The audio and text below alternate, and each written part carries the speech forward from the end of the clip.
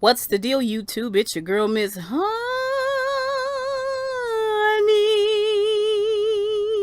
Welcome back to my channel. You guys already know what this is. Woosah Wednesday. This is Queen Sugar Season 2, Episode 8.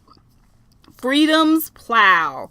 This is the mid-season finale for Queen Sugar. It is going to go on hiatus until October. And meanwhile, we will have Greenleaf to chew on. So stay tuned for that. You guys check me out for Greenleaf reviews. I want to say for a mid-season finale, it wasn't as climactic as I wanted it to be. But I found with this episode, what we were seeing is sort of like the residue of this huge family argument. Now, everybody's got to live with and deal with the things that they said in anger and in pain and in emotion. Everybody's kind of dealing with the fallout of that, ain't Vi included. But we're going to get into all of this. I want to welcome everyone to my channel. All of my new subscribers, thank you so much for subscribing to my channel. I'm not sure how you guys found me. But I am glad to have you, and thank you so much for giving me your thumbs up, as well as you guys weighing in on the comments down below. You already know how much I love that, how much I adore talking about my shows down below in the comments. So thank you so much for that. If you are new to my channel, join the family, you guys. I promise you won't regret it. Remember to give me a thumbs up. It's important to YouTube as well as to myself. Just to let me know you like my content, okay? And let YouTube know you like my content, as well as talk about it down below, you guys, all right? So without further ado, let's get into this whole mid-season finale, Freedom's Plow. Now, first we see Nova. And Nova is on her way down the escalator at Hartsfield-Jackson Airport. And when she gets to the base of the elevator, she sees Mr. Chocolate, okay? Mr. Dubois, all right? And he's holding a sign that says Queen, okay? And she walks up like, eh! You know, she kind of calm, but she's still like, that is so cute. Like, that's sexy. Like, you working on getting you some, Mr. Dubois, right? So he's driving, he's got his car there, his truck, you know what I'm saying? It's all detailed out, leather seats. I sure it smell like new car smell or strawberry. You know, he got a good spray he done got at the car wash, you know what I'm saying? It's smelling good. He got some tunes, some neo soul playing on the radio. I mean, you know what I'm saying? The boy has got all the panty dropper techniques in full effect, okay? He lets her know he's glad to have her there for the dinner. He's glad to have her in the city. It was a surprise. He's glad, you know, that she'll be there. He's glad that she'll be here. And it means a lot to him that she is here. He gets out the car and goes around to open her car door. Ooh, yeah. And she goes over the back seat, you know, and gets inside. So he looks in the front seat and don't see her. He look in the back seat and open that car door. And she back there say you glad I'm here? What you gonna do? Okay. He gets on in. He's smiling. I was like, yeah, Nova. Nova. Oh. It just reminded me. It's like it just gave me the first date jitters. Like when you go out with a really, really, really, really banging guy, like for the first time, and his car is clean and he smell good and his rap is good. It's like, you're like, ooh, yes, yes, yes, yes. Yes. See, this is what opens the doors. The doors. The doors. Okay? I ain't saying it's right. All I'm saying is it's more likely. I digress. So they're going into the dinner. And he's sort of giving her a little bit of a warning, a disclaimer. They're acquired taste, this group of people. And with the exception of one or two other people, Dubois and Nova are the only black people there. I've been in this situation before many times. I'm old hand at it by now, so it don't bother me. But I know how Nova feels. You don't know. People get comfortable, they get to drinking, and then they come out their mouth sideways. You know what I'm saying? And you damned if you do, you damned if you don't. Whether you say something to people and check them or not, it's either way. Either people think you a welcome mat and you okay with it and this is okay conversation to have, or people think you angry, so you can't win for losing. It starts out the gate with these little slights, little small slights, which Nova catches every one of them, but she's still very graceful. She's dressed beautifully, those gold earrings banging. That printed dress, girl. Yeah. Hell yeah. Okay? Hell yeah. Okay? She giving them all kinds of printed, textured, melanin realness. All right? So, of course, people feel comfortable, and of course they feel entitled, and the conversation starts at dinner after someone is reading this poem. You give me your tithe, you're poor. I think it's what's on the Statue of Liberty, right? Anyway, so, of course, Dubois kind of chimes in, and, with this conversation, after the poem is read, someone brings up, discrimination and Trump's immigration and Trump's, whole role in immigration as it pertains to America, and being able to be selective about who you let into the country. And Dubois tries to weigh in on it. Who would make these selections, and doctors, lawyers, teachers, whatever. And Dubois is hoping to have a good debate and discussion, but Nova is just like, I don't waste my time with saltines who feel like they entitled, and they come out their mouth with crazy, stupid, ignorant, backwoods, bottom basement type thinking, right? And she lets them have it, all professionally, all very, very professionally, but she lets them have it nonetheless. And, it's this whole conversation about, you should know you're from New Orleans, dilapidated housings and the Zika virus. We need to have a way. And she said, this right here, this is nothing but sterilization. You guys are trying to exclude those who you don't deem to be worthy or good enough, which translates into criminality. All right. Nova's not here with any of it. Okay. And since she feel like she talking to people who don't really get it no way, she gets up and leaves the table. She's just like, bump this. And that's how I am. I don't argue with fools. If we're going to reason together, we're going to reason together. But what you're not finna do is stand here and take jabs at me and my people and think I'm just going to look over it like you somehow excluded from getting cussed all the way out. All right, so I feel Nova on this. Later on, she is somewhere standing in a pool room, and here comes Dubois, and he approaches very cautiously because he already know Nova do not play. And so there's this banter back and forth between them about, he used to think this way when he first moved there. He didn't know anyone. This was his circle. These were the people that he worked with, and he navigated through those waters. Now he different viewpoint in terms of thinking more liberally, right? And he loves his people, and he is trying to do something on a much larger scale. Of course, Nova is not hearing it. The way she has done it is the way it is, and we knew this from the symposium that Nova has her POV and he has his POV, and the two together can work well together. But Nova she's not feeling it. She's not trusting of it at all. Okay, so he tells her about the CNN reporter is there, and I thought maybe you guys could chit chat and talk, and and I'm not here for no interview. I'm not here for none of that. I don't have time. I've dealt with these type of people before. These saltines, they don't know how to, they don't know, what I'm saying? They just on some BS. It's unresolved. Later on, we see Nova, okay, with Aunt Vi, and she's rubbing Aunt Vi's feet, and she's commiserating, and she's just going on and on about having a dinner with the devil. It's like I saw the devil with my own eyes. And Aunt Vi say, hush up, gal, hush up. You got a good man with a good job, a good, strong black brother. And this how you do? You're so busy running. The first person you ran off to was him. Then you went down there and found something wrong. Something was wrong here. Something was wrong there. Something can't be wrong everywhere, Nova. At some point, you got to give a little, okay? And stop trying to find something wrong with everybody. Stop trying to find the devil in everybody, okay? This life is short. If you know like I know, you'll get up on top of that thing and you'll ride it into the sunset, okay? You'll swing from his arms like monkey bars.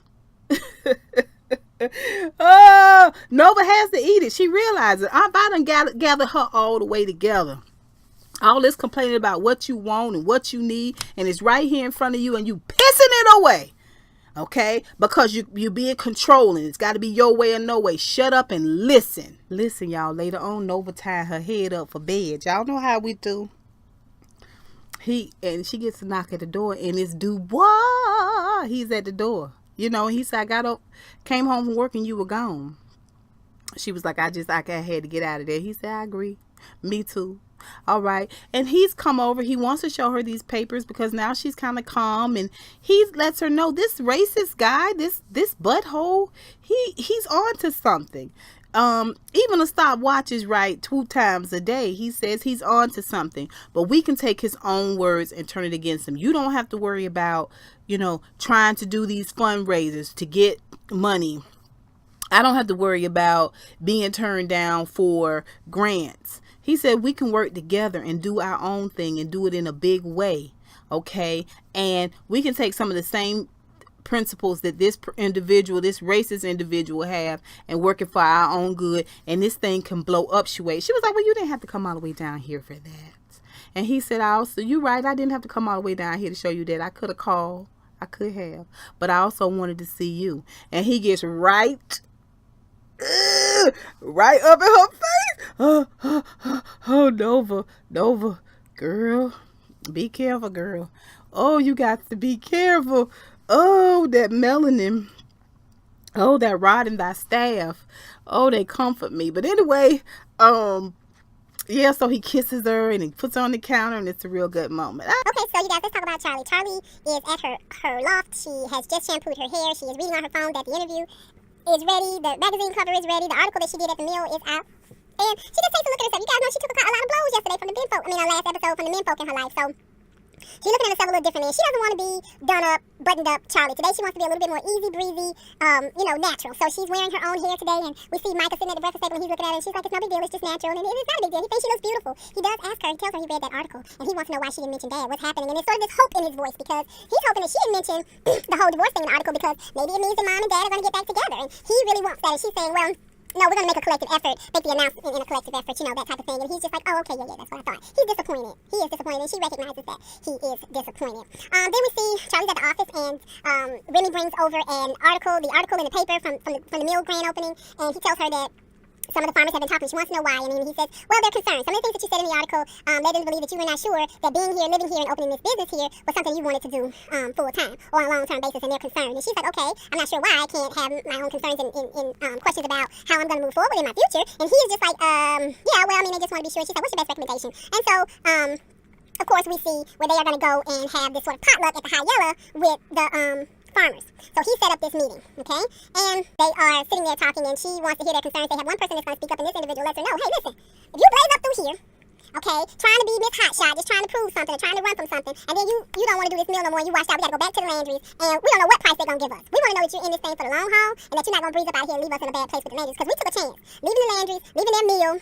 Even though the prices weren't great, it was all we had to bring it to your doorstep, only for you to close those doors. We can't have that. And so she tells this beautiful story about how when she was first coming down, she was just visiting. It was just for the summer. And then when she got a little bit older, she would come down. She didn't feel as connected because she was always away. And so now when she's come down, even though it's in this sort of tumultuous point, her father passing and all of this stuff going on in her own marriage, her father passing gave her the opportunity to look at the land, the community, the environment a little bit differently. She loves it here now, okay? And she wants to make a go of it here. Not just, for her, but for her daddy, and for all of them, for all the community. You know what I'm saying? She's in this thing for the long haul, trust me. And Prosper kind of co-signs it. I'm standing in the background, and she's very, very proud of Charley. She's proud of all of them. She's proud of all of them because they are navigating through the crooked places of their lives, although flawed, very, very well. Okay, it's flawed, but they're doing it. They're doing the work, right? She's proud of it. So later on, we get to see Charley talking to Remy, and she wants to just have a conversation with him about the fact that he left right after the potluck, and she didn't get a chance to talk to him. And he said, I had things I had to do. And she says, come on, tell me what's going on with you. I don't want it to be like this between us. And he said, okay, I lied. I read the article and I didn't like it. You didn't even mention your divorce. Everybody is asking about why you didn't say nothing about your divorce. And she says, well, Micah, assets, as well as I want to tell my own story the way I want to tell it, in my own voice. All right? She said, well, I never meant to hurt you. I never meant to disregard you or treat this relationship like it was a given. Give me another chance. Forgive me. And he's just like, I don't know. She says, I am calculating, but not, I'm not calculating when it comes to you. I like you. Don't you want to be with me? And he's just like, I don't even, she's acting. Charley is giving it to him. Vulnerability. Okay? she's giving him damsel, she's giving him humility, and it's all of the things that Remy responds to as a man with character. He almost looks like he wants to cry because she's crying. And she says, can you, can you, I don't know if I can figure you. She's like, won't you just try? And they kiss. It's a beautiful, beautiful moment. I knew that they were going to be okay. I knew that they were going to be all right. She just needed to know that this is not the kind of man that you can disregard, that you have to be more conscious of thought and of mind when dealing with a man like this. This is a very, very thoughtful individual, and thoughtful individuals love thoughtful people. Take it from a Virgo, who knows, okay? So now let's talk about Aunt Di. Aunt Di has had it. Poop, she's done. First of all, Aunt Di looks so cute in that print dress and that honey blonde hairpiece. Baby, Aunt Di looks beautiful. She's in the kitchen packing up her pies. Y'all know she works for the High Yellow. She has her own pie business, and she got this whole sort of mess going on with these kids and they shenanigans, okay? And she is frustrated. Hollywood comes in the kitchen and she expresses that frustration. She is sick and tired of it. She has just gotten a call from Ralph Angel and she is over it. And she says, maybe I should just call Charley and talk to Charley. And he's like, no. These kids are grown. You've done enough. You let them handle their business. They don't never handle it unless you let them handle it. She's like, I know, but what I need to do is I'm all they got. And he's like, listen, I don't want you to wear yourself out. Who you calling worn out? That's a whole other subject. She was like, listen, what I'm not is worn out. He's like, baby, you just gonna take that one thing and run with it. She said, I'm not worn out. And I get what you're saying, Aunt Di. I get what you're saying. Okay? I understand what you're saying. All right? Don't let the smooth taste fool you. Okay? Your girl is not worn out. Later on, we see after Charley has had her potluck and Vi has had this immense moment of pride in Charley. All the farmers are good. They've had a beautiful prayer afterwards, and she's grabbing herself a cup of coffee and going to sit down for a minute because she's cooked and been all up all day and all night or whatnot and faints. Hollywood and Charley see and they want to get her up and get her together and take her to the hospital. She don't want to go to the hospital. All I need is some food and for you kids to stop all this bull crap, okay, and come together. I'm depending on you, Charley. You need to talk to Ralph Angel. Y'all need to fix this and fix this ASAP immediately. That is an order. All right? We also see this moment with Aunt Di where she has sort of a come to Jesus meeting with Nova. Okay, we talked about that. And it just brings it all together for me, all right? She's the matriarch of this family, but along the way she has given them every tool, every story they need to make applicable to their own lives. And she has had it. No more hand-holding. Let's do this, you guys. It's time for you guys to start living your best life. So now let's talk about Ralph Angel. All right, so Ralph Angel called Aunt Di, and he essentially, all right, after everything is cooled down and calmed down and all the bullcrap you have said, you realize how much you need your sisters, how much you need that check that Charley is paying you because that check is what you need in order for the parole board to stay off your back. But you call her Aunt Di because you want Aunt Di to fix it. Well, Aunt Di tell you she ain't doing that. She is not doing that. She's not getting involved. You should have thought about all this before you breathed these seeds of consent. I told you this was going to be a mess.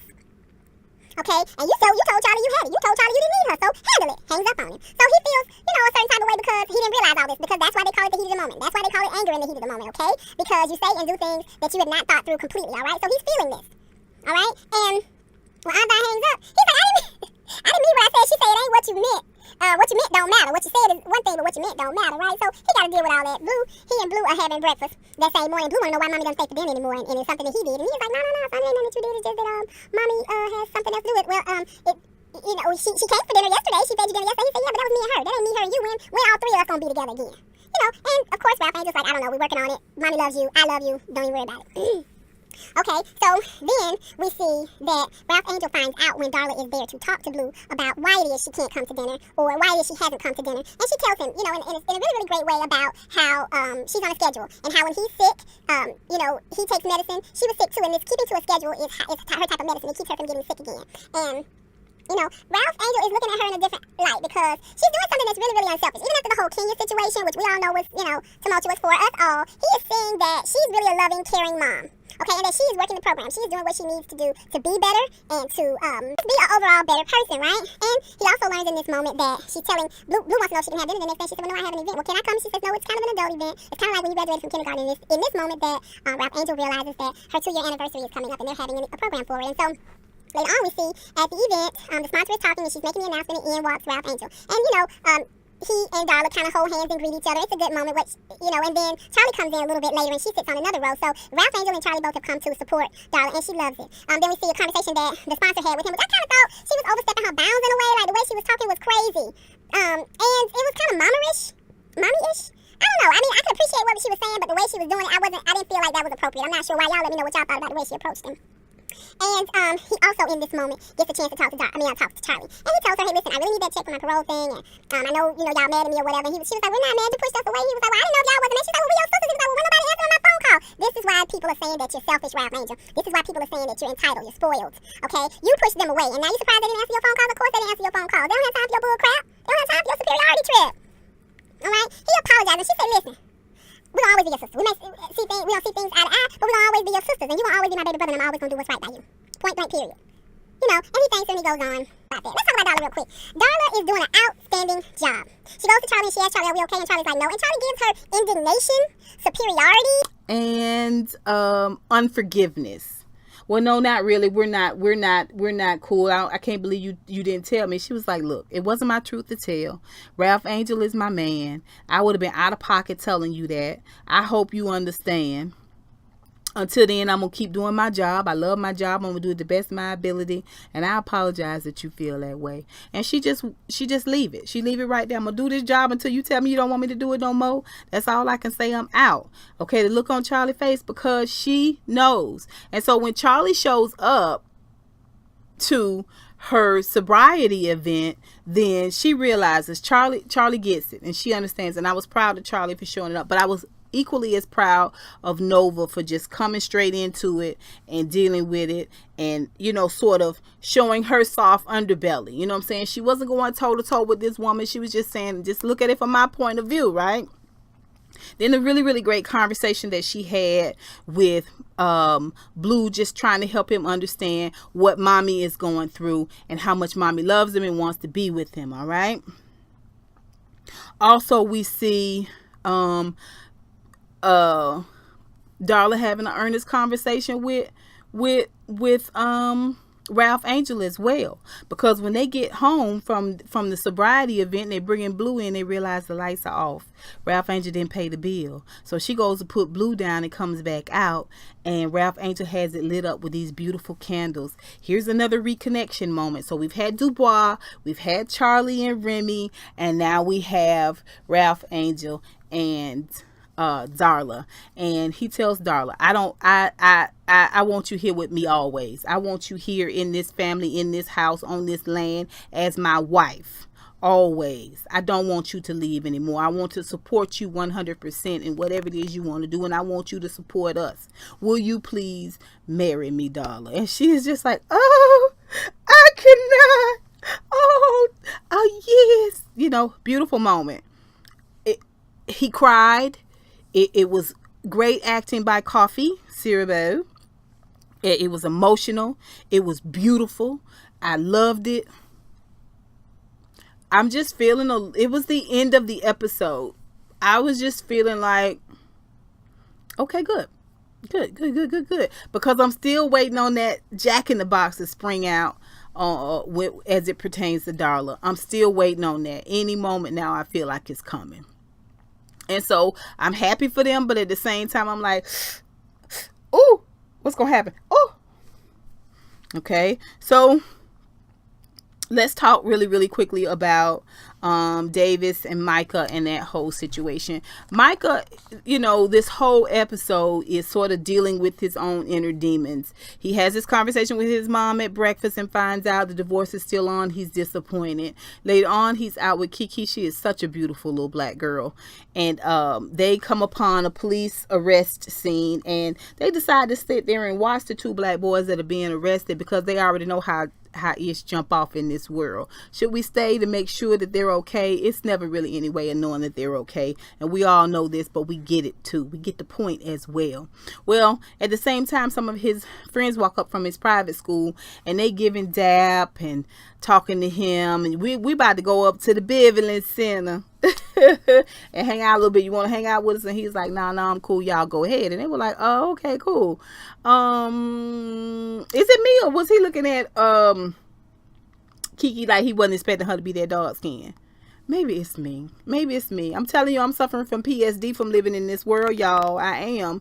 But y'all let me know what y'all thought about it down below. Maybe it's just me. Then he calls his dad as they're on their way home, and he says, well, I'm downtown and I was thinking I would take Kiki by the loft and show her the loft. And Dad was like, cool, I'm in a marketing meeting. I'll be there a little while. I'll see you later. So Davis is having dinner with Tamara, the singer that he met down at the Habitat for Humanity event. And they having conversation. The girl is kind of questioning him about what's going on with you. I know you've been in the news. I know you've been in situations, but you really do seem like a good dude to me. Tell me a little bit more about you and what's going on with you and how things are operating with you. And she seems interested. She's a beautiful girl. She seems a little girl next door. That was a beautiful dress she had on too, you guys. That print was everything. While they're having the conversation and chit chat, I mean, obviously there's some chemistry there. We already know what Davis is all about. We already know how he is. So, I mean, yeah, he could possibly be interested in her. I wouldn't be surprised at that. She clearly seems interested in him. Micah walks by with Kiki. Remember, they downtown anyway. Spots his dad in the restaurant window with Tamara. Goes inside. He lets his daddy have it. You're a liar. You're a huge liar. Are you a liar too? You hurt mom. You broke up this family. He gonna hurt you too. And you a big liar. You lied. You just lied to me an hour ago. You lied to mama. You lied to the world. He gonna lie to you too. He just let him have it and storms out. Later on, when Davis gets home, he was like, you locked me out your room all day. You got music blasting. You're answering me all kind of crazy when I talk to you. You need to cut this ish out before you find yourself in trouble. Now, enough is enough. Okay, I know you're upset, but you don't talk to me like that. You don't handle me like that. If you ever do that again, it's going to be a different situation. And so, you know, Micah is angry and he is wounded. And so he feels like he has nothing to lose. You know what I'm saying? What you going to do? Run a parent off? They both splitting up anyway. So, yeah, whatever. Who cares? This the point of no return.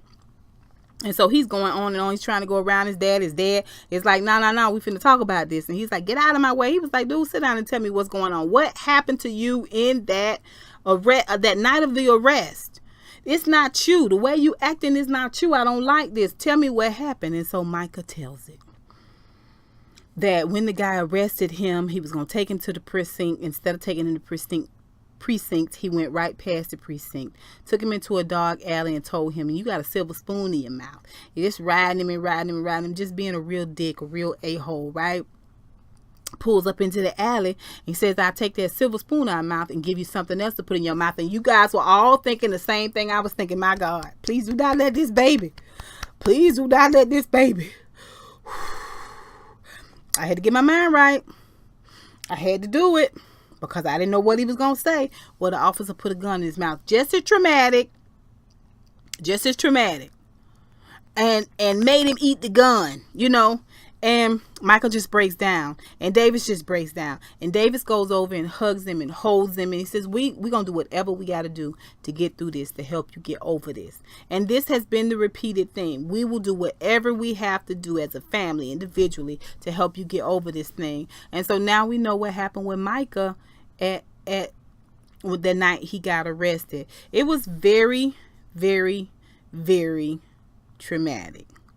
All right. This was a good episode, you guys. But like I said, to me, it didn't really feel like a mid-season finale episode.